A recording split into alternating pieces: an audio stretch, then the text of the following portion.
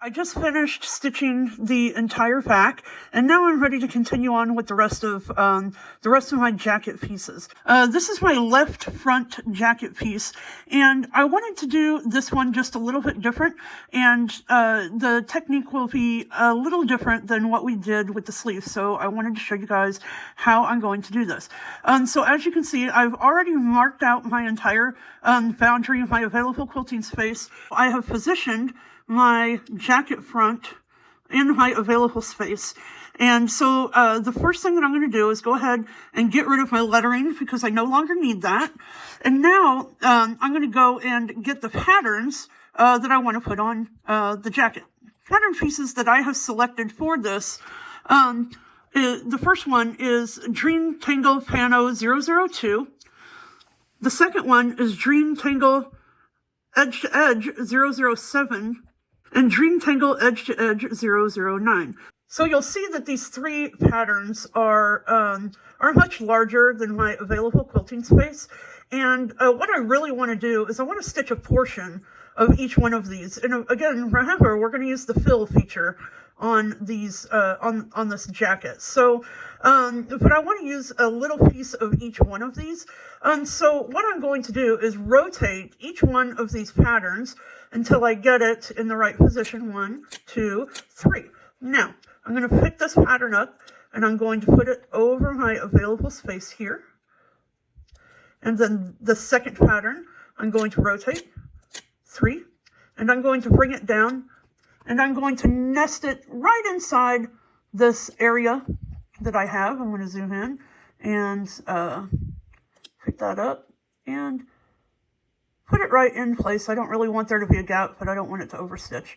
So, and I can always tap that into place a little bit if I need to. And then my third pattern here, I'm going to go ahead and rotate that.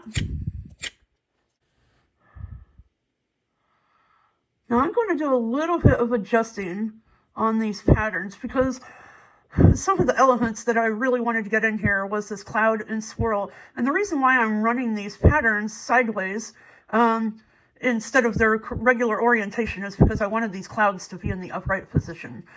So what I'm going to do here is I'm going to go ahead and delete this outside boundary because I don't really need it. I know I'm going to be within my available quilting space. Now, I'm going to come over here. I am going to zoom in and make sure that none of my patterns are overlapping. So now that I have these patterns where I want them, I'm going to select my jacket outline, and I'm going to convert that to boundary. Now this is going to be what I fill inside of. And I'm going to do this one pattern at a time. So I'm going to select the first pattern. And I'm going to say, fill inside.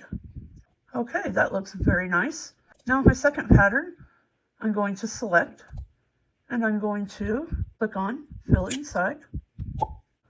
And then I'm going to click on my last pattern, and I'm going to go fill inside. Now I can see all of my patterns are in the correct position. And it's not so important to me that all of this stitch continuously, so I'm not going to try to connect anything.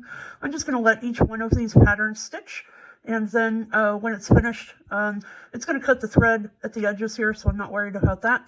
And again, we're going to have the overstitching here at the edge, and that's okay. It doesn't matter because this is going to be the cut line. And I'm running these patterns from top to bottom instead of left to right, and it's cutting off right at the edge. So there's not going to be any travel all the way around the outside of this.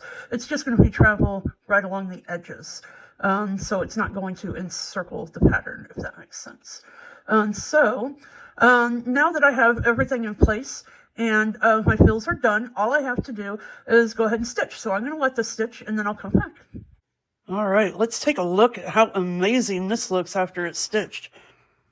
Doesn't that look great? I love the way this turns out.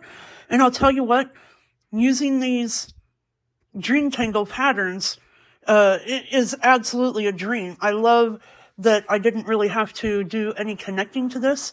All of these patterns look fantastic. And all I had to do was use fill inside. Okay, so that is all I have for now. I'm going to go ahead and complete the rest of my pattern pieces using these very same techniques, and then I'll be back.